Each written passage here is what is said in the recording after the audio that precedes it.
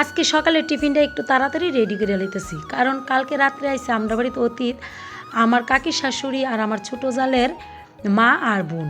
So hello everyone, Radhe Radhe সবাইকে। আমি ত্রিপুরা থেকে বুলটি, আর এদিকে আমি তরকারিটাও রান্না করে লইতেছি। আর আরেক দিকে আমার জাল রুটি বানানোর লাগে আটা গুল্লা লইতেছে। আর এই মহিলার আটাগুলো আর বাপ নমুনা দেখে তো মনে হয় মহিলার খুব রাগ উঠতে রয়েছে, মনে হয় জামাইয়ের লোকে ঝগড়া করছে রাত্রে, আর এই রাগ আটার উপরে দিয়া যাইতেছে। আর রুটিও বানাইছে, দেখো রুটির কেমন চেহারা। আমার তরকারিরও এদিকে রেডি হয়ে গেছে গা। আর অন্যদিকে আমি সবটি রুটিও সেক্কা লাইতেছি। রুটি তরকারি রেডি হওয়ার পরে সবাই লেগে প্লেটে রুটি তরকারি রেডি করে লইল। এখন সবাই টিফিনটা সাইরা লইব। আর আমার সোনা পাপা তারাও এখন ক্রিকেট খেলার ম্যাচে যাইব গা, প্র্যাকটিসের লেগিয়া। তারপরে এদিকে সবাই লেগে প্লেটটা রেডি করানো হয়েছে।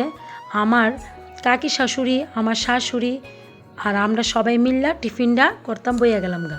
আর এদিকে আমার জালের সামনে একটু মোবাইলটা ধরছি দেখা দেখো কি নমুনা কইরা একটু টিফিনটা করতেছে, একটু স্টাইল করতেছে আর কি।